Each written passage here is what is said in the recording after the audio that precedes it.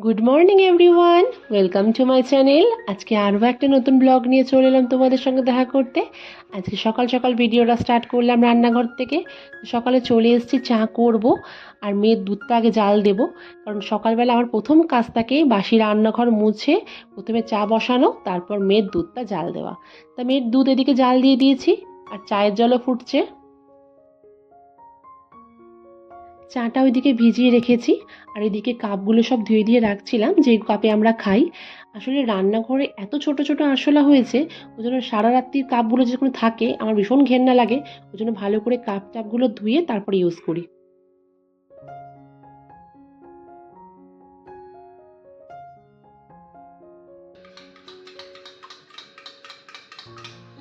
চাটা খাওয়ার আগে খালি পেটে আমি প্রথম যেটা খাই সেটা হচ্ছে চিয়া সিড, মানে যেটা রাতেরবেলা ভেজানো থাকে। সকালবেলা খালি পেটে ওটা খেয়ে নিই, তারপর আমি চাটা খাই।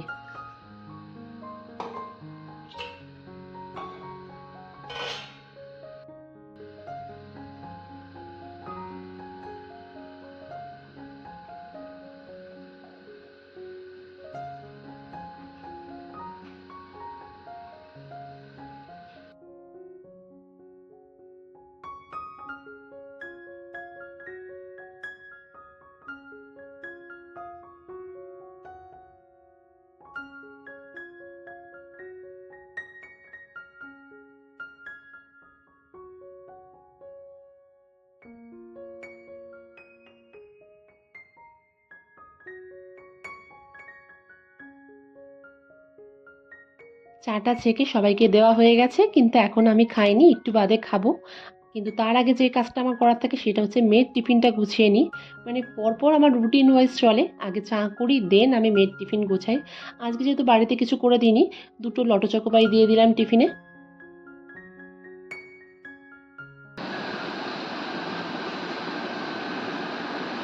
কি হচ্ছে? ব্রাশ করা হচ্ছে? হ্যাঁ, শুয়ে শুয়ে? হ্যাঁ, তাড়াতাড়ি ঘুমাস না। উঠে পড়ো মা, উঠে বসো, ঠিক করে বসো, তাড়াতাড়ি ব্রাশ করো। 7:15 বেজে গেছে। ভালো করে মাজো, ভালো করে ব্রাশ করো, করে তারপরে যাতে জলটা খাও মা।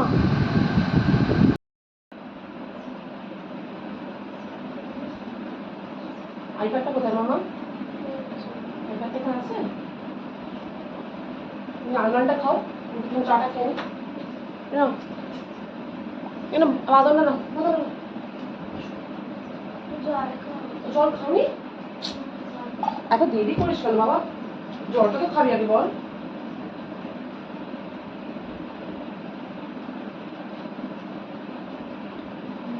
একটু খাও, একটা গ্লাসে করে খাওয়াবো জল তোকে আমি, বুঝিস? জল তো অল্প খাচ্ছিস। চাটা ঘরে নিয়ে এসে খাচ্ছিলাম, আর মেয়ের সাথে বকবক করছি, কারণ ওর গলায় গতকাল একটা কাটা ফুটে গেছে, মাছের কাটা ছোট। সেটা নিয়েও একটু ব্যথা ব্যথা করছিল, ওর বাবা ওষুধ এনে দিয়েছে হোমিওপ্যাথি। ওইটা 1 ঘন্টা অন্তর অন্তর নিয়ম হচ্ছে 1 ঘন্টা অন্তত খাওয়াতে হবে। তা খাওয়াচ্ছি, আবার সে এখন বলছে যে এটা স্কুলেও নিয়ে যাবো ওষুধটা, খাবো, মানে যেহেতু মিষ্টি মিষ্টি মানে মিষ্টির দানা মতো খেতে, ওই জন্য বারবার খাওয়া হচ্ছে। তুই যতবার মানে হাত দিবি কাটার জন্য, ততবার তোকে ব্যথা করবে জায়গাটা। হাত দিবি না, দিবি আস্তে, ওষুধ খেতে খেতে কমে যাবে। তুই তো ওষুধ খাচ্ছিস তো। আমি যাচ্ছি, একটাই পাবো।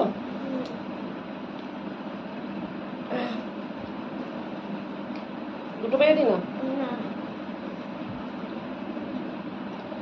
চুল আর কাটবি না তাই তো?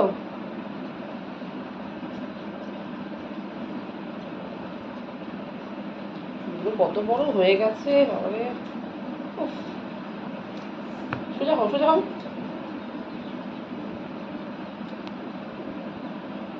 এই শীতকাল আসে তখন তো আবার ঠান্ডা লেগে যাবে বাবা। চুল ভিজে থাকবে, গোড়া শোকাবে না স্নান করে। না না না, কেটে দেবো মা, শোনা মা। কাটবি? কাটবি না, ঠিক আছে। আর সব বন্ধুরা তো চুল কাটছে না কেউ? হ্যাঁ, পুজোর জন্য রিপসিয়া কেটেছে, তুমিও কাটবে। কে মনিটর? সবকিছুতে গার্জেন চিলড্রেন যাচ্ছে, তোকে মনিটর করছে না কেন? টকেটিভ বলে, টু মাচ টকেটিভ। ওই জন্য মনে হচ্ছে করছে না। যদি কথা কম বলিস স্কুলে দেখবি তোকে আগে মনিটর করবে। যদি টকেটিভ হয়, যদি মনিটরই বেশি টকেটিভ হয় তাহলে তোর সিমনের সাথে বেশি অত কথা হবে না, বেশি কথা স্কুলে গিয়ে অত টিফিন টাইমে বলো, আদার্স টাইমে কথা বলবে না। আমি খাইয়ে দিচ্ছি, জল সমেত পড়ে যাবে ওষুধে। তোর কি এখনো খুব ব্যথা করছে? বারবার হাত দিচ্ছিস কেন? হ্যাঁ, ব্যথা করছে? ব্যাগটা নিয়ে নে, আমি টিফিন ঢুকিয়ে দিয়েছি। ওষুধটা টাটা। এখন জল খাবে না, স্কুলে গিয়ে কিন্তু জল খাবে না, হ্যাঁ মা? ঠিক আছে, কিছুক্ষণ বাদে খাবে। ওষুধটা দিয়ে দাও। না ওষুধটা পারবি? এটা হোমিওপ্যাথি ওষুধ, জল ভিতরে জল আছে, পড়ে যাবে। নাও নাও নাও নাও, ব্যাগটা নাও, ব্যাগটা নাও, গুছিয়ে দিচ্ছি। না আমার কালকে গলায় হ্যাঁ, কাটা ঢুকেছে, এখনো বেরোচ্ছে না কাটা। টাটা করে দাও, কিটিকে টাটা করে দাও। হয়েছে হয়েছে মা, দেরি হয়ে যাচ্ছে বাবা, দাদা দাঁড়িয়ে আছে মা। টাটা। এত ভারী ব্যাগ কি কি নিয়েছিস? এত কপি কটা এত ভারী হয়ে গেছে? দে দে, আমি দিয়ে আসছি। চ চ চ, পারবি না, আমি দিয়ে আসছি, সিঁড়ি থেকে পড়ে যাবি। এই জাস্ট স্কুলে গেল, বেরোলো, বাবা আর পাচ্ছি না, মানে একটুখানি এত ঘেমে যাচ্ছি, মানে বৃষ্টি হচ্ছে তাও গরম কমছে না। এবার যাবো হাজব্যান্ডের টিফিন করতে, বা দেখি ও কি টিফিন নেয়, রুটি ফুটি বলছিল নেবে, তার সাথে তরকারিও করতে হবে। তো পুরো ব্লগটা দেখো কিন্তু, একটুও স্কিপ করো না। চুলটা একবার আসছেন সকালবেলা, কি বলতো, নাহলে আর চুল আসানোর টাইম পাবো না হয়তো, টিফিন টিফিন করতে চলে গেলে। আর চুল যদি জট করে থাকে না, আরও বেশি চুল ওঠে। এত এমনিতেই বর্ষাকালে হেয়ার ফল বেশি হয়, কিন্তু ভালো করে সকালবেলা চুল ফুল আসছে, তারপর যাবো রান্নাঘরে। সানস্ক্রিনটাও মাখা হয়নি, ওটাও একটু মেখে নিই। কি চুল ছাড়া যাচ্ছে, এত গরম লাগছে না। যাই এবার কাজে লেগে পড়ি। চলে এলাম রান্নাঘরে হাজব্যান্ডের টিফিন বানাতে। তা জিজ্ঞাসা করলাম তাকে যে রুটি বা তরকারি কিছু কিনে নেবে কিনা, কিন্তু বললো না, সে এখন আলুর দম আর পরোটা খাবে। তাই জন্য মা এদিকে আলুগুলো কেটে দিয়েছে, আর আলুর দমটা আগে করবো, তারপর পরোটাটা করব। সত্যি কথা বলতে বন্ধুরা, আমরা যারা হাউস ওয়াইফ, তাদের মনে হয় না বাড়িতে থেকে মনে হয় বেশি হেডেক, মানে প্রত্যেকটা কাজ রুটিন ওয়াইজ করতে হবে। হাজব্যান্ডের টিফিন বানানো, মেয়ের টিফিন বানানো, বা বাচ্চার স্কুলে পাঠানো, সব কিছু কিন্তু একটা রুটিন ওয়াইজ করতে হবে। মানে এটা হেডেক, মানে যতক্ষণ না কাজটা কমপ্লিট করতে পারছো, টাইমে টাইমে সবাইকে খেতে দিতে পারছো, ততক্ষণ দেখবে শান্তি নেই। আর আমরা ভাবি কি বলতো, সত্যি কথা বলতে ওয়ার্কিং যারা আছে না, তারা অনেক ভালো, সেই অফিসে গিয়ে কাজ করা, টাইম টু টাইম ব্যাস সব কিছু ওখানেই শেষ। কিন্তু এই বাড়িতে সকাল বিকাল সব কিন্তু ম্যানেজ করতে হয় হাউস ওয়াইফদের। আমি একটা জিনিস লক্ষ্য করেছি, মানে ওয়ার্কিং লেডি আর হাউস ওয়াইফদের মধ্যে, আমরা যারা হাউস ওয়াইফ আছি, মানে যারা হয়তো মানে ফ্যামিলির যে কোনো প্রবলেম বা যে কোনো সিচুয়েশন, হয়তো এমার্জেন্সি হোক বা যাই হোক, আমরা কিন্তু সেই সিচুয়েশনে দাঁড়িয়ে কিন্তু সেই জিনিসটাকে হ্যান্ডেল করার চেষ্টা করি, বা সেই প্রবলেমটাকে সলভ করার চেষ্টা করি। কিন্তু যারা ওয়ার্কিং আছে তাদের ক্ষেত্রে কিন্তু এই অপশানটা আসেই না। কিছু করার নেই, যেহেতু চাকরি ক্ষেত্রে যেতেই হবে, তখন কিন্তু তাদের সেই প্রবলেম বা হেডেকটা কিন্তু অতটা নিতে হয় না, কারণ ফ্যামিলির মানুষরাই বলবে যে সে চাকরি করে, সে কি করে করবে। তাই তোমাদের সঙ্গে কথা বলতে বলতে এদিকে আলুর দমটাও হয়ে গেছে, ভালো করে কষিয়ে নিয়েছি। একটু আলুগুলো সেদ্ধ হবে, তাই একটুখানি গরম জল দেবো, দিয়ে তারপর ঢাকা দিয়ে রাখবো, একটু কষা কষাই নামাবো।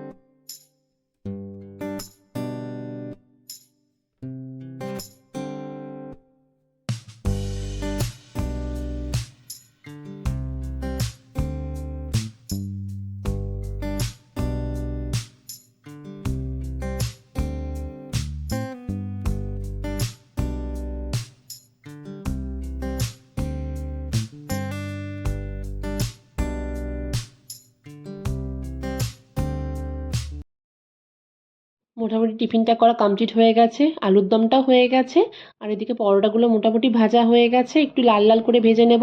তারপর হাজব্যান্ডের টিফিনটা গুছিয়ে তারপর আমরা টিফিন করব।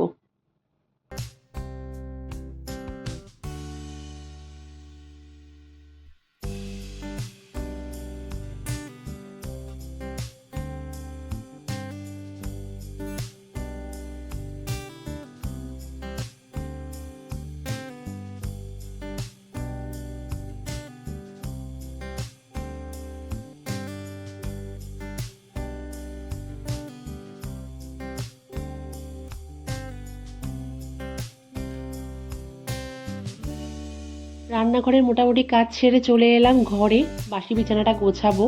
বললাম না, যতক্ষণ আমার বাসি বিছানা গোছানো হচ্ছে ততক্ষণ মানে মনটা আমার সেই ঘরেই পড়ে থাকে। মানে ঘরটা যতক্ষণ না সকালবেলা উঠে পরিষ্কার করতে পারছি ততক্ষণ আমার ঠিক মনটা শান্তি হয় না।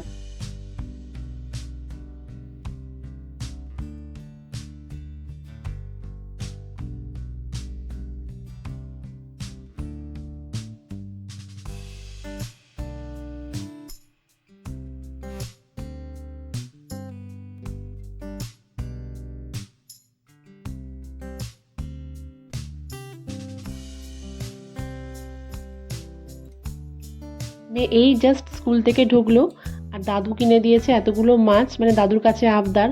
যেহেতু অ্যাকোয়ারিয়ামটা একটু খালি খালি হয়ে গেছিলো, অনেকগুলো মাছ মরে গেছিলো, তাই দাদু এতগুলো মাছ কিনে দিয়েছে আর ওইগুলো সব ঢাললাম এখন।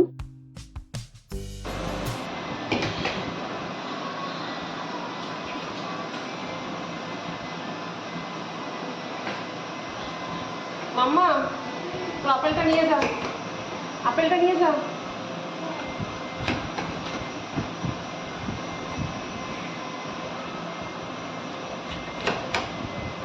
তুই খাবে? হ্যাঁ, চকলেটটা খাবে তো? না, তুই খেয়ে নে। না। হাত ধো, হাত ধো, আগে ভালো করে হাত ধো। এ আওয়াজ আসছে না?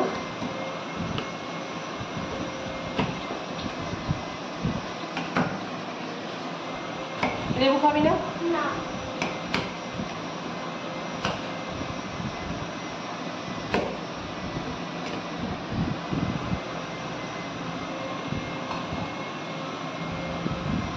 কেন? হাত ধুছো ভালো করে?